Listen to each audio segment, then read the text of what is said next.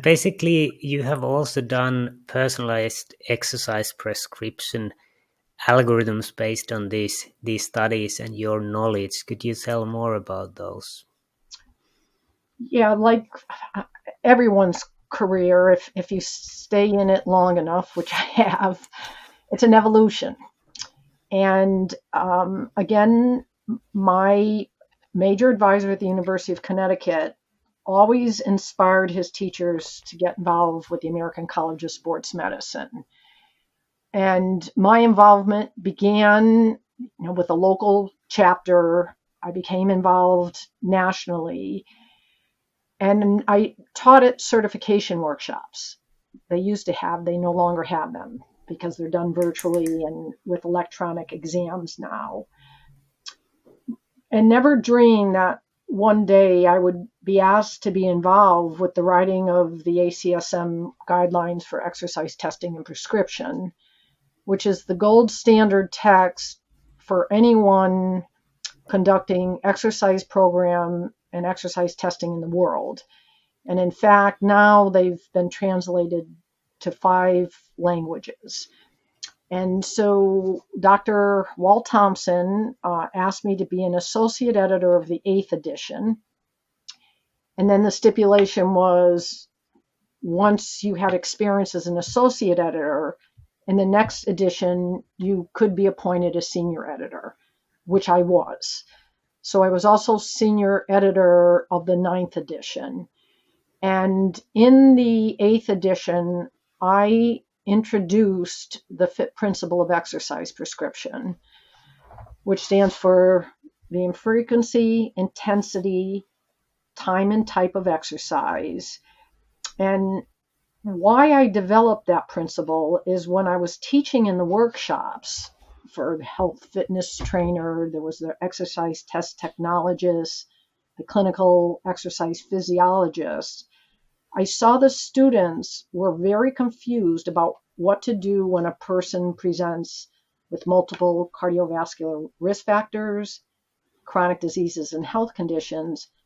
What do you focus the exercise prescription on? Because you can't focus it on all of the above.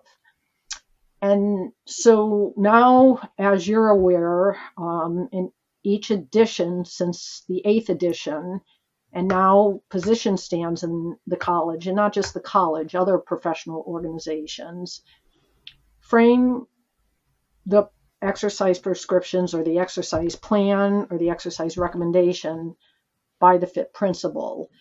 And that was a segue for me personally in developing personalized, tailored exercise prescriptions to maximize the health benefits for a particular chronic disease or health condition you're focusing on. And that aligned at the time with my work in genetics, again with Dr. Paul Thompson. We did a lot of those studies, and then the famous study I was involved in. So they kind of aligned. And we really thought genetic profiles were going to become part of personalized exercise prescription at the time. And as we've all learned, it's become much more complicated. But nonetheless, my interest in personalized exercise prescription evolved into my teaching, because with the popularity of the ACSM guidelines, I made a decision in 2015 to bring my exercise prescription teaching in the classroom, the brick and mortar classroom, to online learning. And not only for our graduate students, but for professionals in the field throughout the country and the world now. And we have at UConn an online graduate exercise prescription certificate program that consists of 3 courses. The first one is the fundamental course, where we teach this algorithm I developed. That's a stepwise approach people can use to prioritize personalize, and prescribe exercise, which we've given the acronym P3-EX, 3Ps, and then exercise, to focus a fit exercise prescription to optimize the response of the prioritized risk factor or chronic disease and health condition. So they're introduced to that algorithm, otherwise also called a clinical decision support system, in the first class. That's the requirement for the other two. And then the other two can be taken in any order. And one of the classes specifically relates to chronic diseases and health conditions.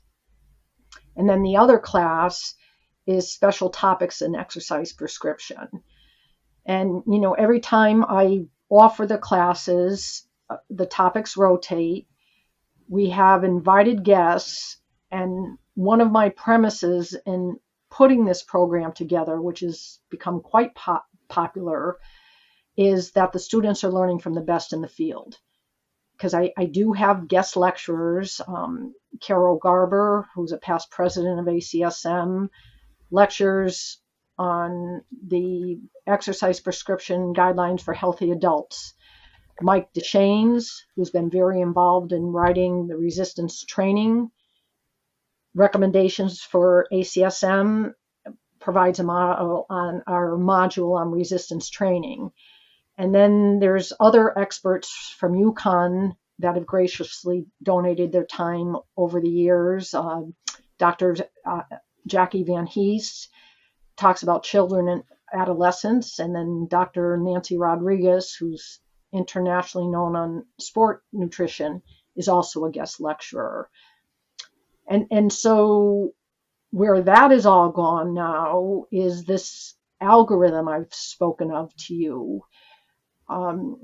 UConn, I would say in recent years, is putting an emphasis on entrepreneurship and also acquiring grants like an STTR or SBIR and small business grants. And we are in the process, again with the support of UConn and Technology Commercialization Services, our Office of Research, the Center for Excellence in Teaching and Learning at UConn.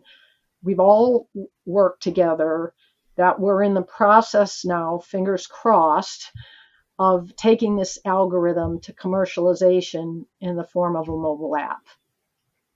And part of the people involved with that with me are my students over the years, which is nice that we can continue our collaborations.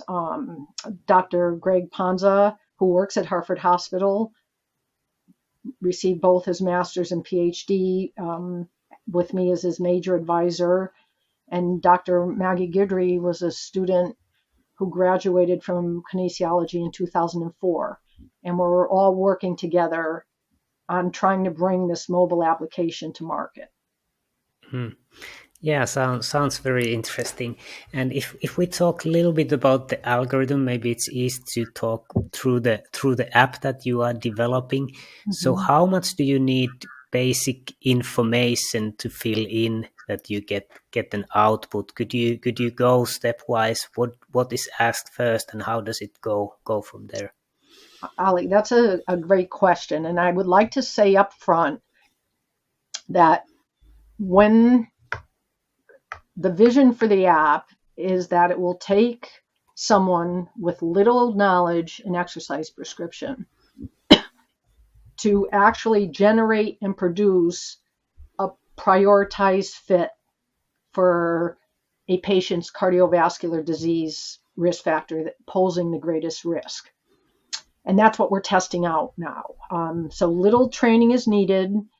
The intent of the mobile app for now is that it would be a professional in the field using it to give something to their patients or their clients. And it's evidence-based. It's evidence-based in terms of guidelines coming from the American College of Sports Medicine and also the American Heart Association that we've adapted. And, again, as far as ACSM is concerned, for instance, I was one of the roundtable members that in 2014 produced what was called then the new pre-participation health screening recommendations for exercise that were published in MSSE. We've programmed, I won't say app at this time, but the algorithm on a templated website that they answer a few questions and outspits the decision for medical clearance.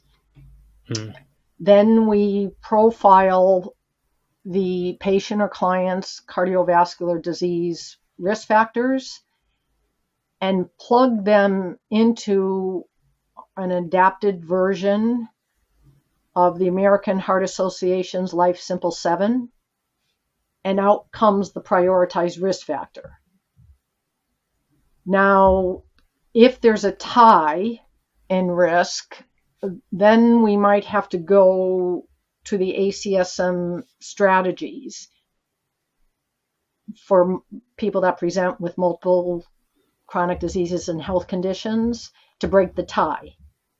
And then once the tie is broken and the chronic disease or CVD risk factor is prioritized, it's matched with the recommended fit exercise prescription for that particular risk factor. And so it should not take long to complete. It obviously goes beyond telling your patients to go for a walk, but it's not to negate the importance of walking. It's just that particular plan may need more detail to most positively impact the cardiovascular disease risk factor. And then, the commercial potential we're excited about, but we still have to test this prototype in terms of will it be doing what we think it's doing. So that's what we're in the midst of testing right now. Yeah. So basically you said that at first you create the medical clearance, so basically that it's safe to do exercise, at least Correct. in some form. And then you kind of find the best way. And I think you earlier said that the idea is to maximize the health benefit. Could you clarify a little bit more? Is it maximize the health benefit in relation to risk or kind of amount of doing, or how do you define the maximizing? I would say maybe another word synonym is it would improve the CVD risk factor being targeted to the greatest degree. So if it's blood pressure, you would get the greatest reductions in blood pressure by following this exercise prescription. If it's glucose, the prescription might be slightly different, but it's evidence-based in that these are the recommendations that would improve the risk factor to the greatest degree. Now, whether that reduces risk over the long term, now we're getting into these longitudinal studies that are beyond our capacity at this point in time. And I think you would just have to use the existent literature to show, well, if we're improving the CD risk factor this much, and the literature shows these reductions reduce morbidity and mortality, then the benefits can be extrapolated. Yeah, so the risk factor, improvements in risk factor being targeted, how much do we know? I think usually it is that more intense you train, better it is. How much there is difference? You said that, for example, if the target is blood pressure, whether it's glucose, how much there is other variables than basically the intensity? Yeah, I mean, and again, it has to be weighed. It's not just a simple rule of thumb. The more intense you exercise, the greater the reduction. The most important thing is to keep exercising. Mm. If you stop exercising, all those benefits go away. So it's a balance between personal preference, maybe, again, where the person is in the disease process, and then the evidence-based exercise recommendations. And it's some balance of all of those in terms of how you would optimize the risk factor that's being targeted. Mm. Yeah. But you And also have to start somewhere. And, our research has shown people don't know where to begin. And it's not to say the plan doesn't change as time goes on. yeah. And basically many of our listeners, or some of our listeners, might be professionals who are creating training programs for people, and maybe for people with special conditions. So how do they use this algorithm? What is the best way to get these resources, and how to use them? Could you give guidelines for that? Yeah, well, what I would say, we're in development right now. So if people are listening and they want to see in concept how this is going to work, we'd love to have them be in our study. Mm-hmm. Where we're evaluating right now the usability, feasibility on a very preliminary level on, do they like it? Do they want it? Does it do for them what they feel they're lacking now?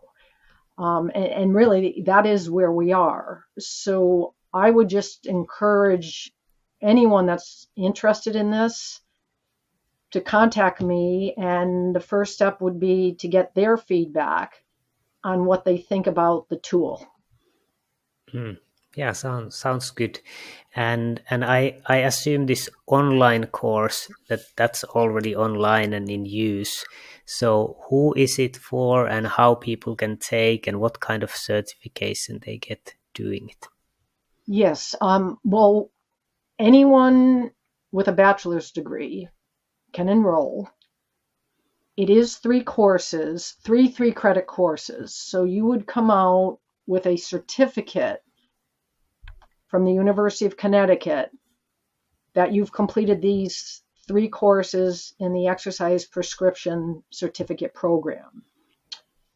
The type of people that take this program that we've had running now since 2015 would, of course, be our graduate students, both at the master's and PhD level.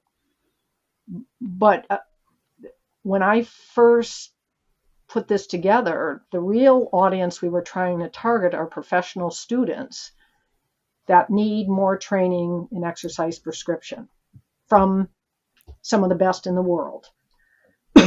So the types of professionals we've enrolled over the years: physicians, physical therapists, occupational therapists, exercise science people, again, maybe getting their bachelor's but want to know more about this.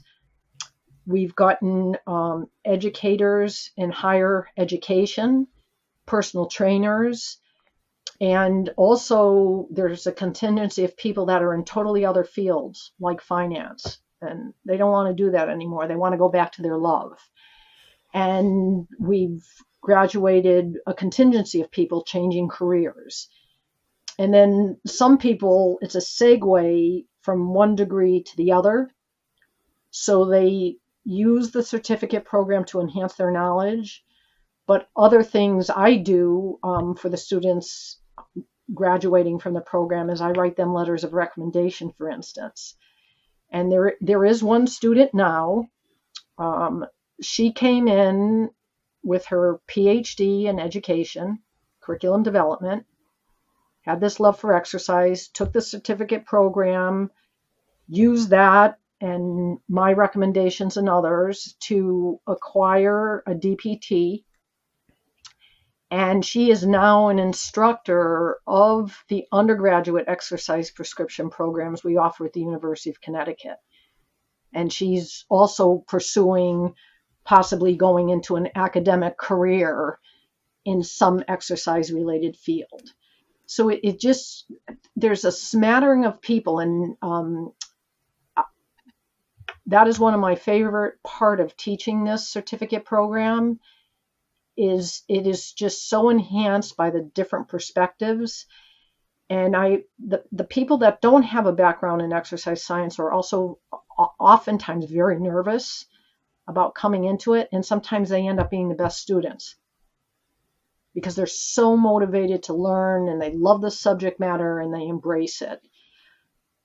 So it's really been an enjoyable experience for me. And then the other thing that has happened, it's enabled me to blend my teaching and research. That one of the requirements in one of the courses is the students write a systematic review. And I would say over the years, about 1/4 of the students take their systematic reviews to publication. They have presented their systematic reviews at professional meetings, including the American College of Sports Medicine. Yeah. And the journals they're published in are very, very good journals in our field. So there's also an opportunity for the students, if they do want to learn more about research, that's also built into the program. Yeah, so sounds like an interesting program and very, very useful. I wanted to, before we finish, also ask you have a long career, some career advice for the early career researchers. But before we go to that, do you have anything you would like to add into this personalized exercise prescription discussion? No, I want to thank you for your interest in allowing me to talk about all of this. And if there are people that are interested either in getting involved with the program or the research study I referred to, please give me an email, and we'll take our conversations from there. Yeah, that sounds good.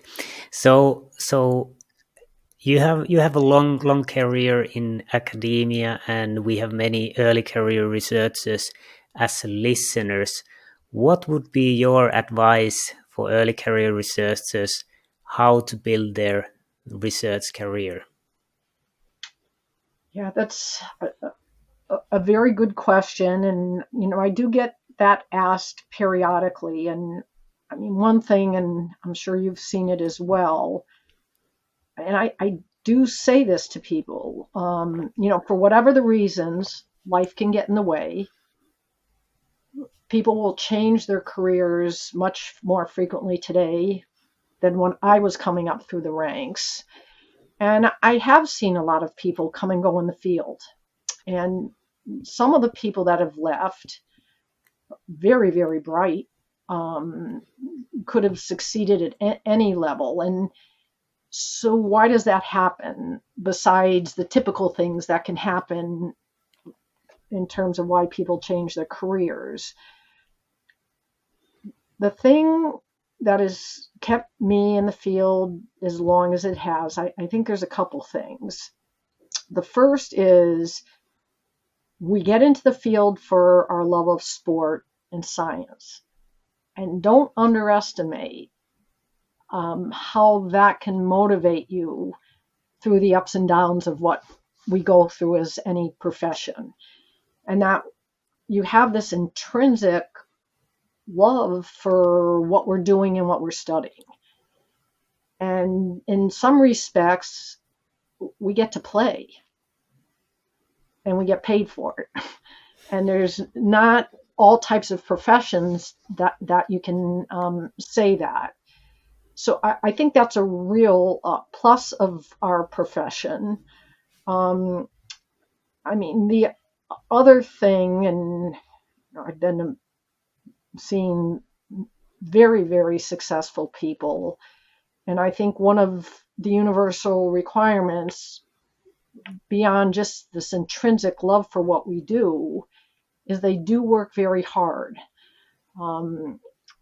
It's not easy in that regard, but if you love to learn, and then obviously with me and going into academia, I think another thing that motivates me is when you see students develop, and then become established professionals in the field.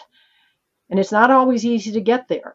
I mean, there's, especially in graduate school, there are ups and downs.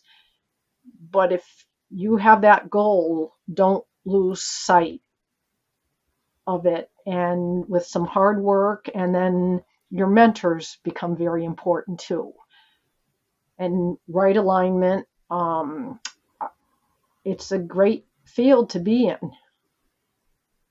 And people, like, obviously I exercise a lot, and I have friends that exercise a lot, but they're not in what I do. And they get a little jealous because their job, they put in the hours, but they clearly don't love it. Yeah, and you said that it usually takes quite a bit of working hard. Do you have any tips working smarter, or what things to concentrate, especially as an early career? There's usually quite many things you need to do. Can you maybe put less effort into some, or how would you work smarter? See, again, I would say I'm speaking about academia right now, because I did have other lives, as we've talked about, but this has been my concentration for, it's hard to believe how long, but the last 20 or so years. And when I first came to UConn, it was my, he was actually the dean at that time of the School of Allied Health. He really protected my time. And I learned from that. He kept my service to a minimum. It's not to negate teaching isn't important, but we are a Research One institution. And if you are going to be successful going through the promotion and tenure process, you have to publish, you have to write grants. And, there's a certain quota there.